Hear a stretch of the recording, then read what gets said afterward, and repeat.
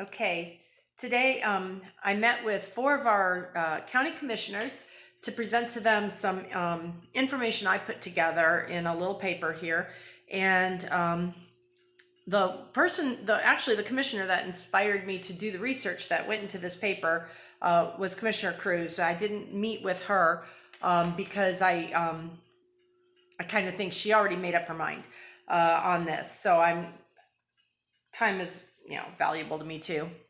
But anyway, I'm going to read it because I felt rushed earlier today, and I'm going to try to collect myself and hopefully do a better job presenting it to you guys. So Trina, this is for you, and I had a couple other people too, but mainly you.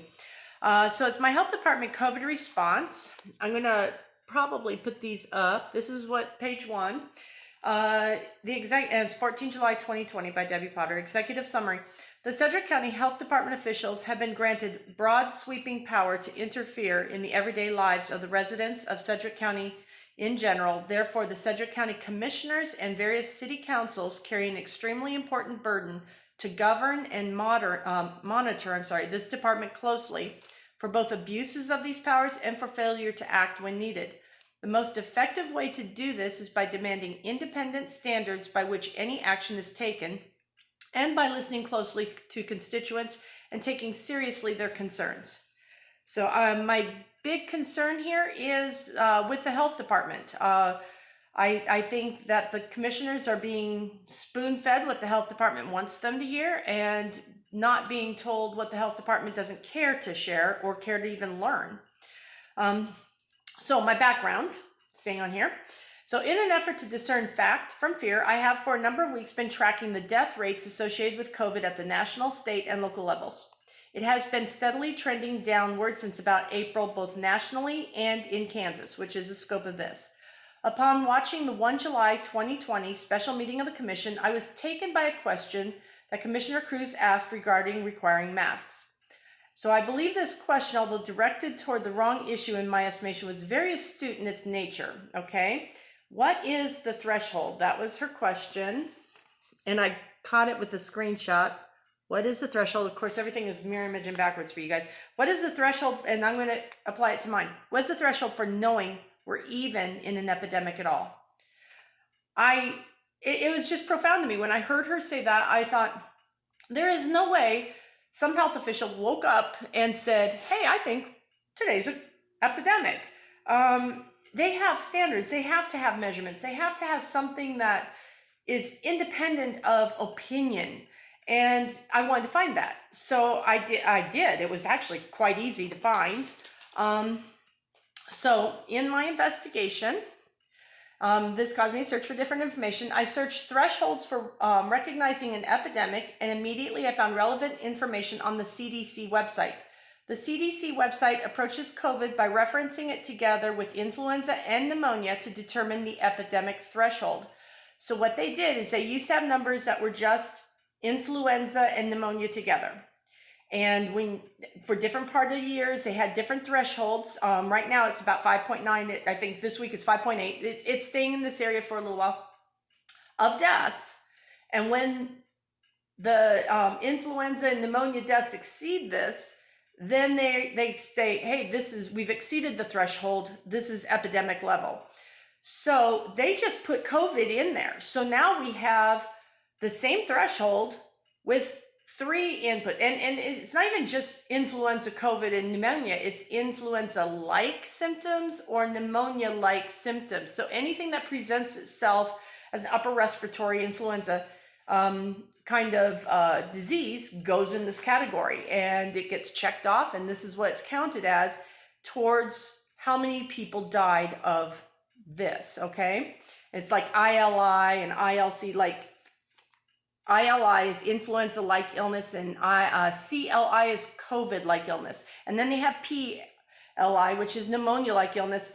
And then in the deaths, you will see that it's PIC, which is pneumonia, influenza, COVID. They bundled them all together. So we do have a threshold. It's already established by the CDC.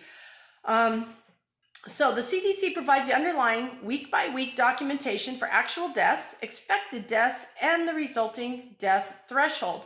which is slightly higher than the expected deaths. So they say, we expect this many, we'll say the threshold's here. If we start getting past that, epidemic. It is clear from a review of a chart I'm going to show you that the vast majority of COVID illness was classified as being pneumonia-like rather than influenza-like, which makes sense, although both numbers inflate with COVID.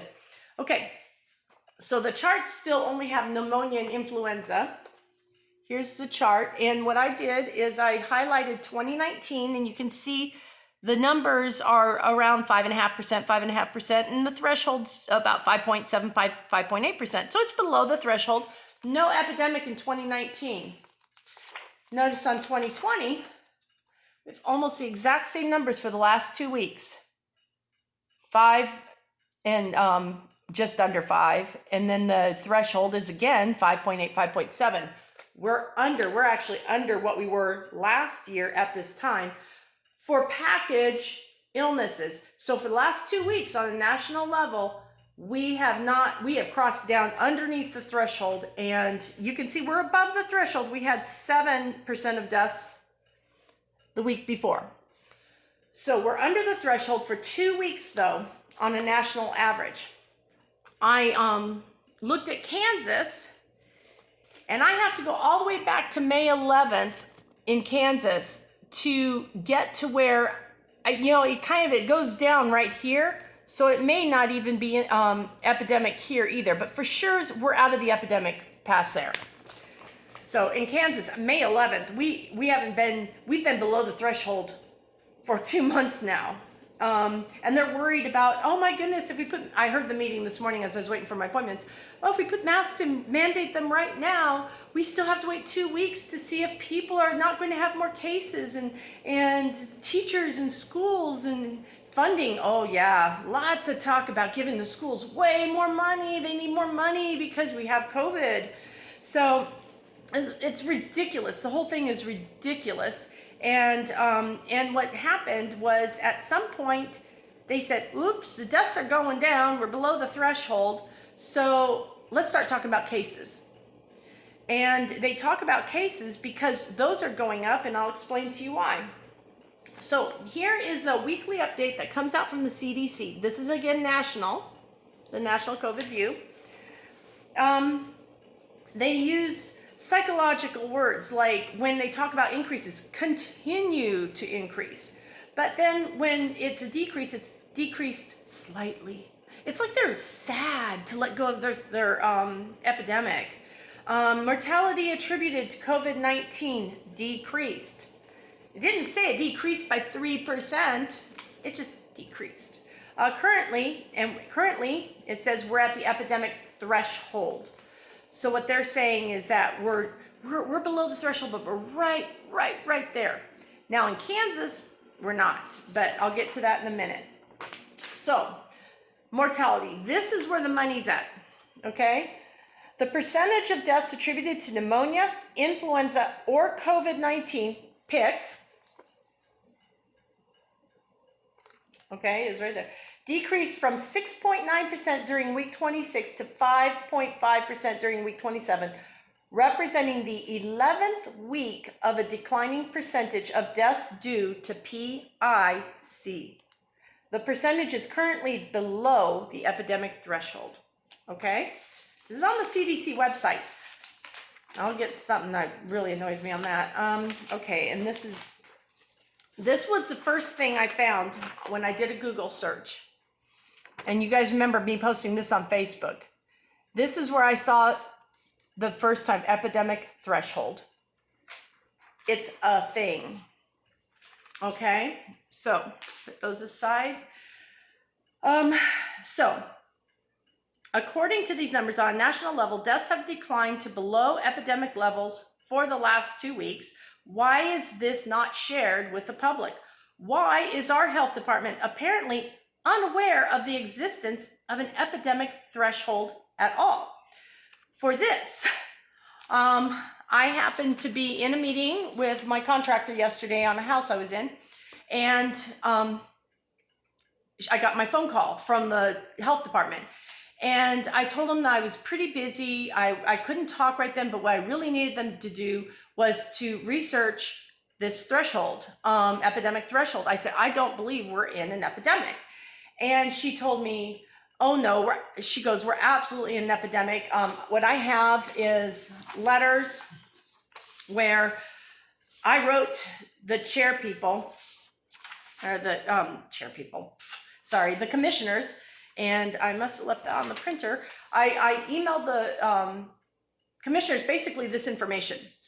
And what came back from the health department representative is I looked at CDC and KDA, or this was the second one. The first one to Chairman Meitzner. Actually, the person below is mistaken. Pandemics aren't determined by percentages of death.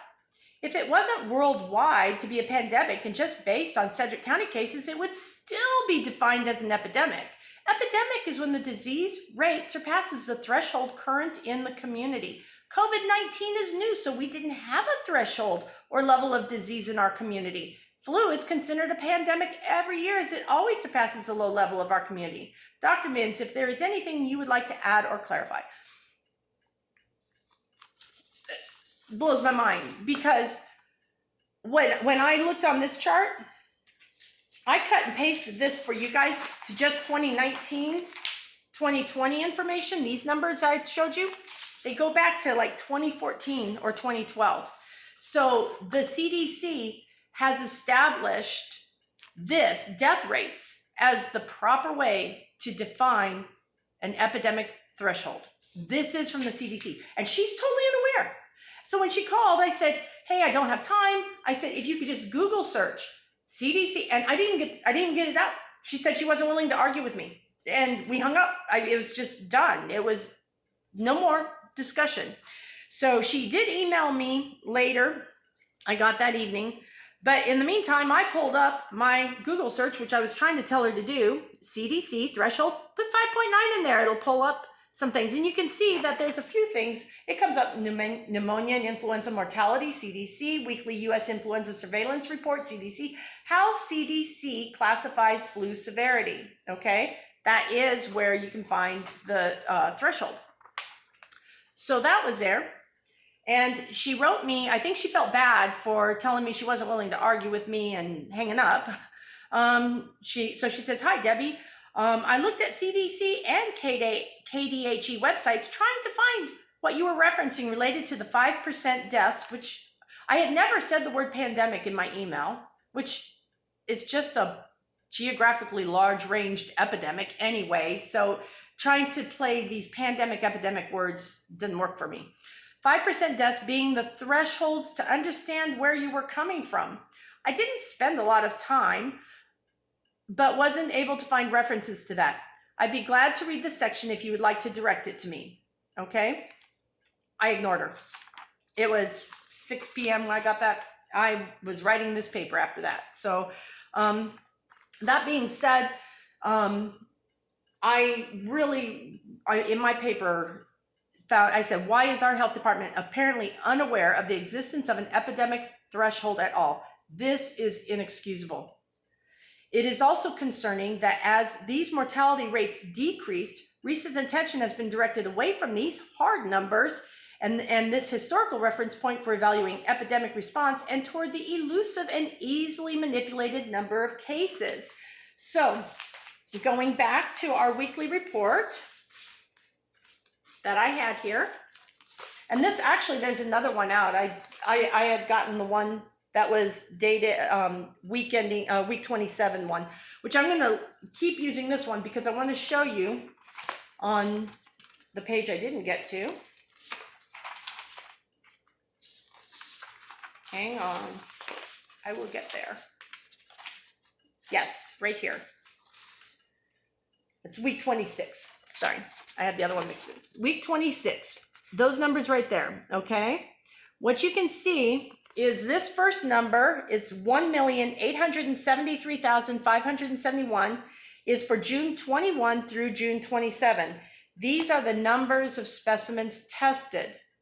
The cumulative since 1 March of 2020 is 19,789 and 38. Okay, those are those numbers. basic math. I took the numbers from the 1 week, divided it by the cumulative, and 9.4% of all the testing that has been done on COVID patients were done in that 7-day period of time. Basically 10%. 1 out of every 10 people tested was tested between June 21st and June 27th. No wonder we have more cases. And they're not addressing this.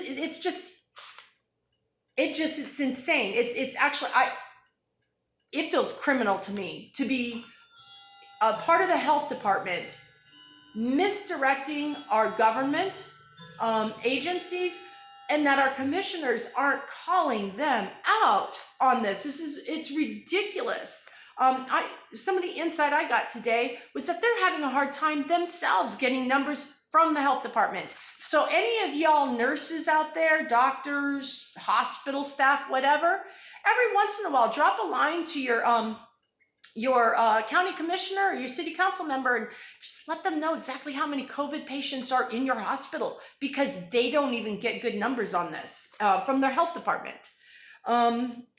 Anyway, back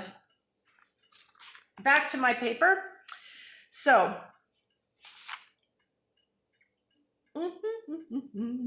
okay, now for Kansas. Too bad. Here's a chart. Okay, so back to the Kansas, a screenshot of Kansas COVID. Note that these numbers have been already absorbed into the national mortality schedule. So these numbers are already in that national mortality schedule that we have. So the total number of deaths each year in Kansas in 2017, which was the most recent number I can find, it's really actually a difficult number to find, was 27,213. So if you divide that number by 365, you will get 74.6. So in 2017, there are about 75 deaths per day on average in Kansas. It should only be higher for this year because our population grows, okay? But we'll stick with 2017. This means that in any given week, we can calculate the number of deaths we have in Kansas against the national number for the epidemic threshold. This would be a great report for the health department to give each day to our community. That said, COVID-related deaths have not exceeded on average the epidemic threshold since about 11 May. I'd stopped even adding before that.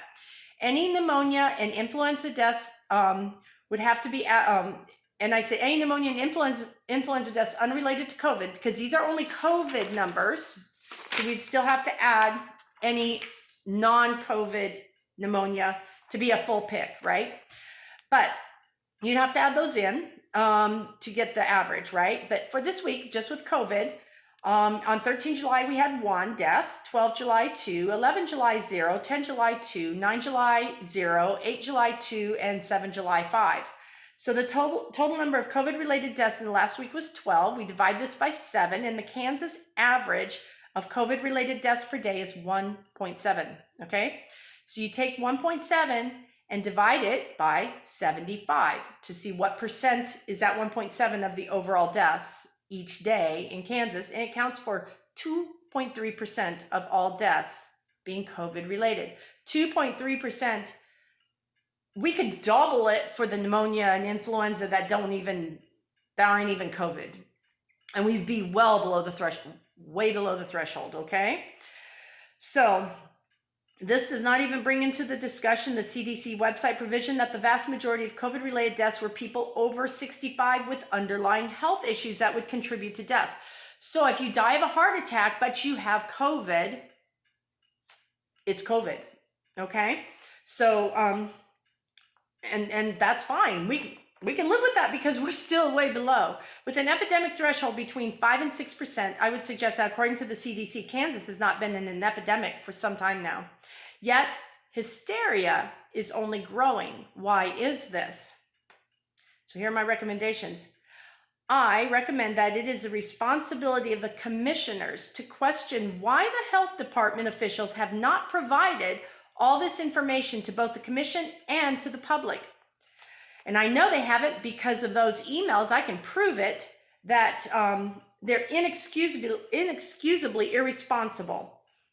And they have latched onto this obscure suggestion that's found on the CDC website. Here it is. And what it says is these campaigns, basically wearing masks, social distancing, these are campaigns. These campaigns could encourage social distancing, need for wearing cloth face coverings in public settings. They even say cloth face coverings, which I don't think are very healthy anyway. In addition, healthcare providers should be encouraged to consider the possibility of disease progression, particularly in Hispanic, non-white persons aged less than 65 years, because that's where they're seeing a rise in the younger cases. Let's see. So they took something that was a suggestion as a campaign by the CD and basically made it almost a directive. So I further recommend that it is the responsibility of the commissioners to refrain from the logical fallacies of appealing to fear. This is a logical fallacy. Look it up. Commissioner Cruz, I don't think the woman utters a sentence without appealing to fear. This is her underlying go-to. It's how she communicates. Others have done it as well, though. So instead, good leadership presents calm and reason in the face of fears. Additionally, because of the short notice I had for this meeting, I had not had the time to vet out all the Kansas statutes involved. But I do know that the health department statutes are written within the context of responding to known cases of illnesses and those who have been exposed directly to someone with a known illness. Okay, so since I was there this morning, I didn't give this to the commissioners because I didn't have it. 65-129B. Okay, and the highlighted portions I've got here: actual or potential exposures. You may issue an order requiring an individual. You can read the whole thing yourself, but it says when medically necessary and reasonable to prevent or reduce spread caused by exposure, believed to have been caused by the exposure to an infectious or contagious disease, an individual or group of individuals can be told to remain in places of isolation, quarantine.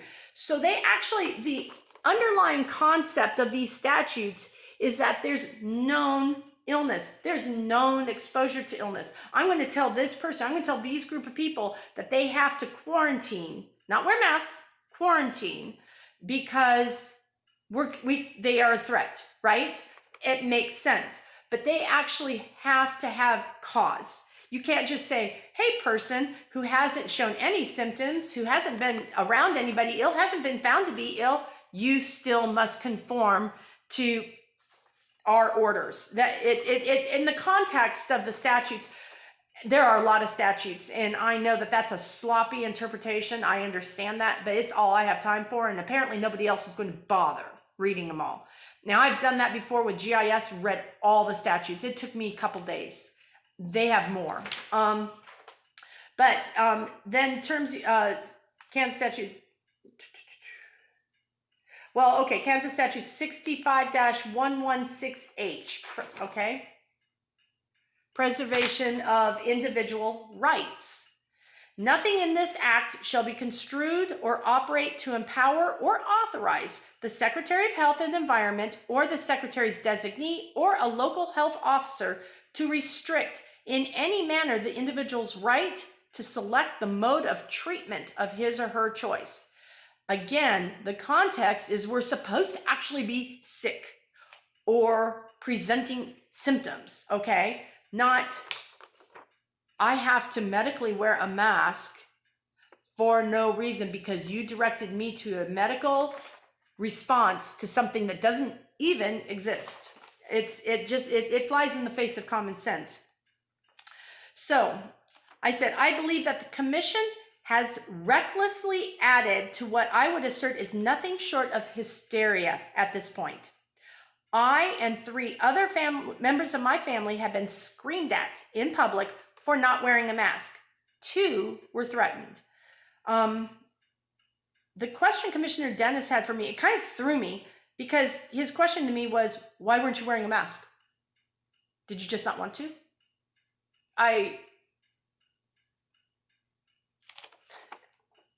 I've only been asked that once and going into Walmart, and that threw me.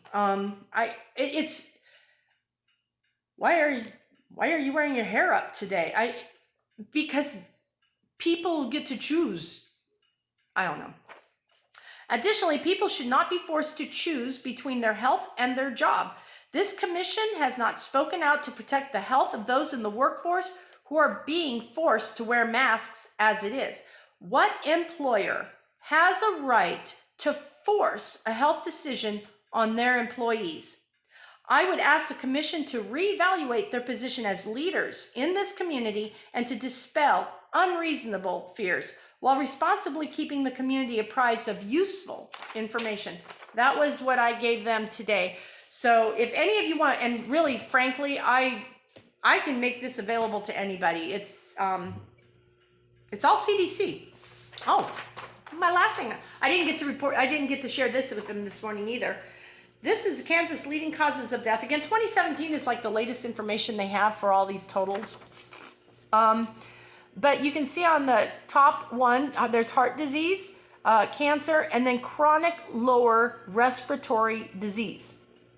Now, let me ask you, if you stick a mask on your face and you're breathing in the toxins you're breathing out, we know there's toxins coming out because this is why we're supposed to wear a mask for other people's sake, right? So you're breathing out these toxins and you're breathing them back in. Let's breathe some bacteria out, breathe it back in. Let's breathe some viral particles that we've taken in, breathe them back in, increasing our viral load, increasing our bacterial load, bringing this into our lungs to the third leading cause of death, chronic lower respiratory disease. So we're putting back into our lungs what we're designed to expel out into the atmosphere. If you're concerned about, so I think it's absolutely a wonderful idea that there might be a certain time of the day, an hour and a half or something, you can't do it too long, but that only people, because clearly the target people who are getting this and dying are generally 65 and older. Why don't we have a period of time that we just agree, because we're good neighbors, that stores can just say we're only open to this high risk category of people. That way they can feel comfortable, they can wear their mask, probably everybody else will be wearing a mask because they're all compromised already. But trying to help them not, I'd be afraid if I were, a 70-year-old with COPD or something, to be out with this COVID, with pneumonia, with influenza. They're all dangerous. So it's not a bad thing to be sensitive and caring to the needs of this group.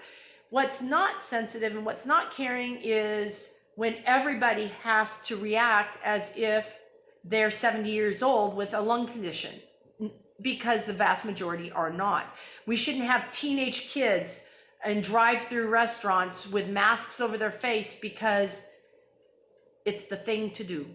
And we're driven by unreasonable fears, and we're going to react to those unreasonable fears because who knows, somebody somewhere is going to get sick and they might sue somebody. These are the kinds of things that undermines and hurts us as a nation.